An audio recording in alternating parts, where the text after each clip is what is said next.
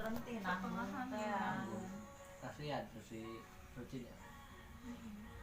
Ya itu saja saya membalik baik lagi gimana keluarga gitu. Kalau toh seandainya mau dihentikan mungkin pribadi kami ya sekurang tanya kami kalau mau putuskan ya lebih baik kita putuskan supaya jangan sampai ada simpang siur seolah-olah nanti pasien dampingan Charity dia buktinya terlantar gitu di rumah terlantar gitu. Biasanya kayak gitu yang jadi masalah. Beda. Jadi kalau saran saya gitu aja mas. Nanti saya ngobrol besok sama dokternya. Anak katanya pada terjun ke TikTok susah.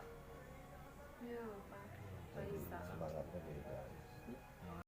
Spiritual Kalau saya sih pribadi Pak ya, namanya untuk kesembuhan anak kan ya bagusnya makan dokter anaknya untuk dari awal gitu.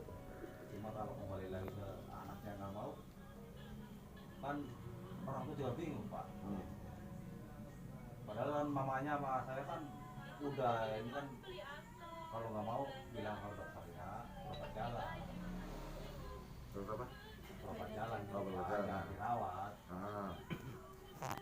jangan dirawat dulu gitu. Pernah disampaikan ke dokter itu dokter jalan. Jadi selama ini Pak Diki Langsung datang ke sana langsung dirawat. tadi obat yang dikasih apa tadi? Yang dari dokter itu. Sama petadin. Kajol lama enggak petadin Pak. Petadin. Belum ada, soalnya kan belum ada luka. Kalau ini kan udah mulai betul. Jadi diobatinnya kan pakai betadin. Saya beli betadin. Tadi. Tapi ada perubahan ya. Kering, udah 5 hari inilah udah mulai kering gitu, kempes. Setelah minum obat ini jangan sampai berhenti. Kalau sudah berhenti ya bahaya nantinya. Yang saya takutkan adalah dampak ke depannya Pak. Saya menangani bukan 1-2 orang kan. Sudah 2054 orang kita tangani, penyakit sudah macam-macam gitu. Dan saya tahu endingnya seperti apa bulan. Karena memang ada biaya transportasi sama ada tabungan nanti ke depan serta subsidi silang. Ditambah lagi ke depan ini kita masih panjang pengobatan kan gitu. Gitu kan.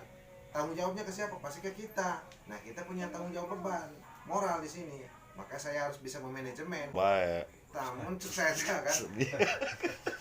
Karena saya khawatirkan itu. Ya itulah yang perlu Bapak paham gitu kan, Charity Banten.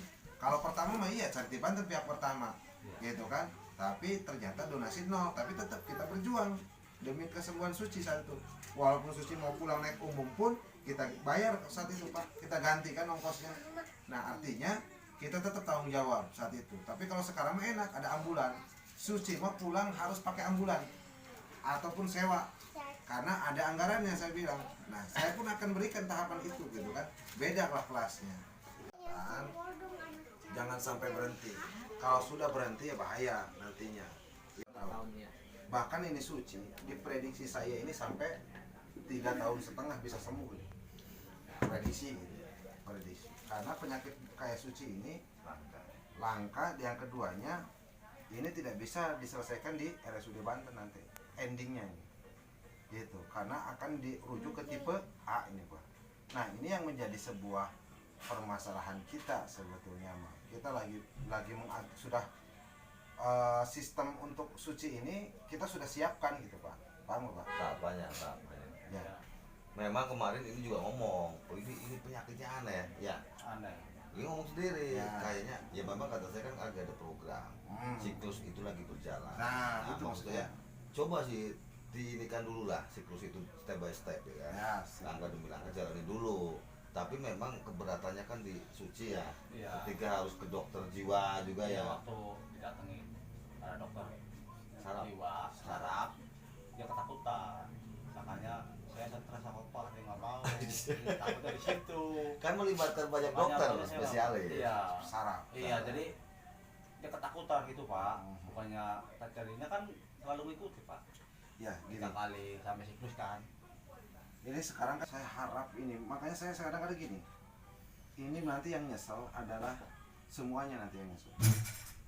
Kalau saya pribadi sih relawan nggak ada yang nyesel ya Pak Yudi ya. Kita mah jujur. Kalau seandainya pasien nggak mau berobat ya udah. Ya artinya usaha lah maksimal. Cuman nanti endingnya loh, kita dari awal sudah berjuang, semuanya sudah habis-habisan, kita sudah ikhtiar kemana-mana, akhirnya Suci dihentikan misal pengobatan. Itu yang harus digarisbawahi. Kalau udah kanker, kami mah nggak akan menurutkan. Dalam hal ini Suci sudah kita tahap Keluarin aja, Pak. tahap setengah lah. Ambil aja keluar. Setengah tahap aja udah 2 tahun ini kita habiskan, Pak. Setengah tahap. Apalagi kalau mau sampai siklus 5 dan pembenahan. Jadi gini, saya mendapat keterangan dari dokter. Penyakit Suci ini seperti percis diabetes. Diabetes yang luka. Diobatin lukanya, dia nggak bakal sembuh. Karena kadar gulanya harus normal dulu. Kadar gulanya dinormalkan dulu. Setelah normal, kadar gulanya baru disembuhkan lukanya. Gitu. Nah, ini kan buktinya baru siklus 3 mulai ada benjolan nanti. Benar nggak? Ya. Ada timbul kan ke samping. Nah, dilihat Suci ini dia psikisnya beda.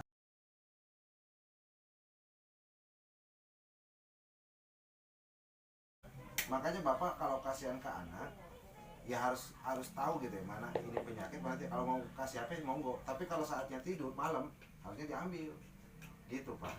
Ini HP kan Diki udah ngasih tahu, anak saya pun korban HP, sarafnya kena sampai sekarang, motorik otaknya, apalagi Suci yang kena penyakit gitu, yang awalnya kena penyakit.